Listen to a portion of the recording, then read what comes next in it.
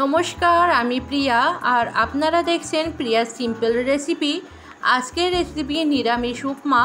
চলুন তাহলে দেরি না করে দেখে নেওয়া যাক আজকের রেসিপি।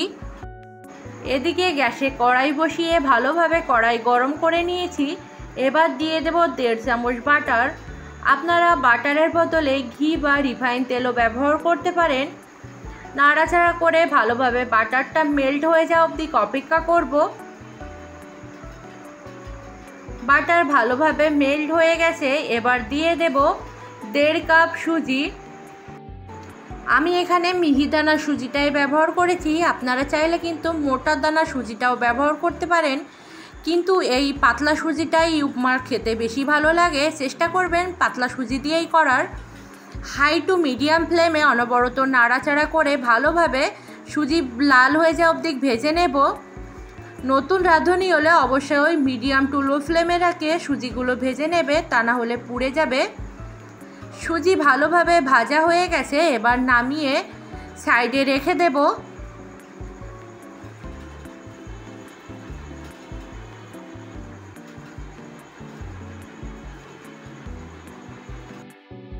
সুজি নামিয়ে গ্যাসে বসিয়ে দিয়েছি কড়াই। এবার দিয়ে দেব 1 চামচ বাটার, দিয়ে দেব 1/2 চামচ রিফাইন অয়েল,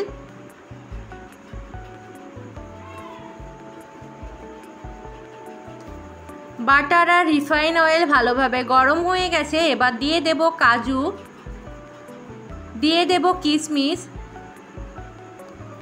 কাজু আর কিশমিশ মিডিয়াম ফ্লেমে 1 মিনিট ভেজে নেব।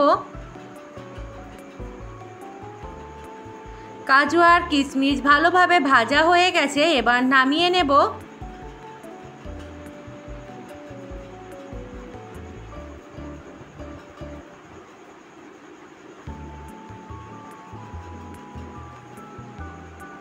এবার দিয়ে দেব চীনাবাদাম। চীনাবাদামও মিডিয়াম ফ্লেমে 2 থেকে 3 মিনিট ভালোভাবে লাল করে বাদামগুলো ভেজে নেব। বাদাম ভালোভাবে ভাজা হয়ে গেছে। এবার নামিয়ে নেব।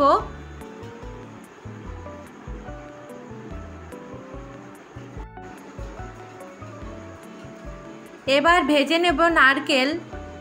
নারকেল কিন্তু উপমাতে দিলে এর টেস্টটা খুব ভালো আসে, চেষ্টা করবেন নারকেলটা দেওয়ার। হাই টু মিডিয়াম ফ্লেমে অনবরত নাড়াচাড়া করে লাল করে নারকেলগুলো ভেজে নেব। নারকেল ভালোভাবে ভাজা হয়ে গেছে। এবার নামিয়ে নেব। ওই তেলের সাথে আরও দিয়ে দেব 1/2 চামচ বাটার, দিয়ে দেব 1/2 চামচ রিফাইন অয়েল। তেল আর বাটার একটু গরম হয়ে গেলে ফোড়নে দিয়ে দেব 1/2 চামচ কালো সরষে। তেলটা বেশি গরম করে যদি সরষে ফোড়ন দেন সেক্ষেত্রে কিন্তু ছিটে লাগার একটা সম্ভাবনা থাকে। সরষে একটু ভাজা হয়ে গেলে দিয়ে দেব গ্রেট করে রাখা আদা, দিয়ে দেব কাঁচা লঙ্কা কুচি, ঝালটা আপনাদের স্বাদ অনুযায়ী দেবেন, দিয়ে দেব কারি পাতা। ফোড়নগুলো মিডিয়াম ফ্লেমে 1 মিনিট ভেজে নেব।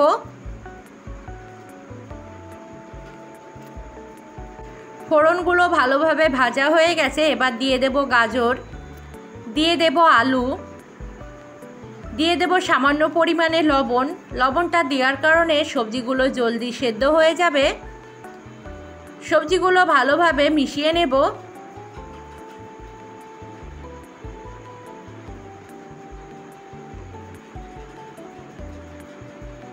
সবজি ভালোভাবে মিশিয়ে নিয়েছি। এবার মিডিয়াম ফ্লেমে ঢাকা দিয়ে রেখে দেব 2 মিনিটের জন্য। 2 মিনিট হয়ে গেছে। এবার ঢাকা খুলে সবজিগুলো ভালোভাবে মিশিয়ে নেব। মাঝে কিন্তু আমি একবার ঢাকা খুলে সবজিগুলো নাড়িয়ে দিয়েছিলাম।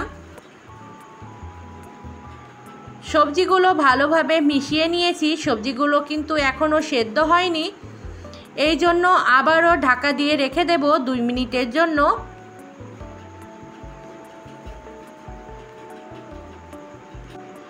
2 মিনিট হয়ে গেছে। এবার ঢাকা খুলে নেব। ঢাকা খুলে সবজিগুলো ভালোভাবে মিশিয়ে দেখে নেব সবজি ভালোভাবে সেদ্ধ হয়েছে কিনা। দেখতেই পাচ্ছেন সবজিগুলো ভালোভাবে সেদ্ধ হয়ে গেছে। এবার দিয়ে দেব ভেজে রাখা ড্রাই ফ্রুটগুলো।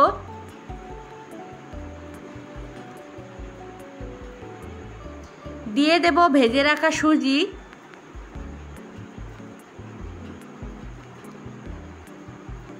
দিয়ে দেব 1 চামচ চিনি, মিষ্টিটা আপনাদের স্বাদ অনুযায়ী দেবেন।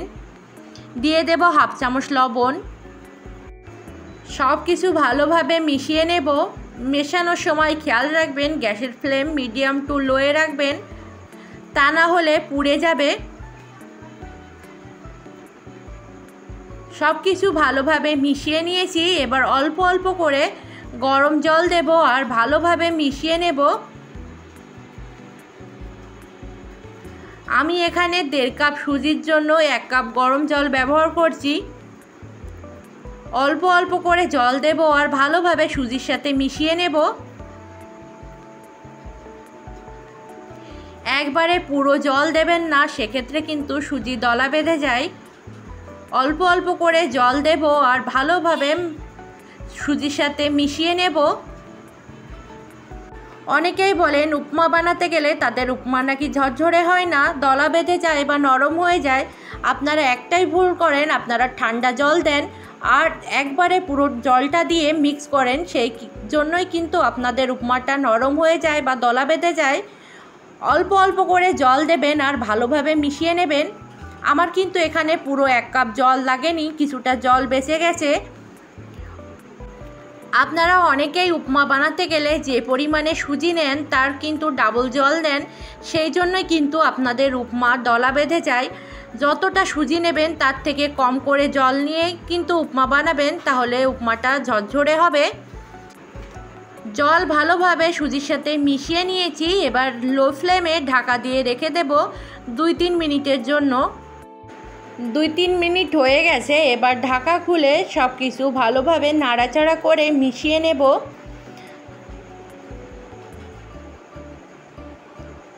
দেখতেই পাচ্ছেন উপমাটা কতটা ঝরঝরে হয়েছে। এবার সব কিছু ভালোভাবে মেশানো হয়ে গেলে গ্যাসের ফ্লেম অফ করে দেব। তৈরি হয়ে গেছে দারুণ স্বাদের উপমার রেসিপি। আশা করি আজকের রেসিপি আপনাদের ভালো লেগেছে। আজকের রেসিপি ভালো লাগলে ভিডিওতে একটা লাইক করতে ভুলবেন না। আজ এই পর্যন্তই।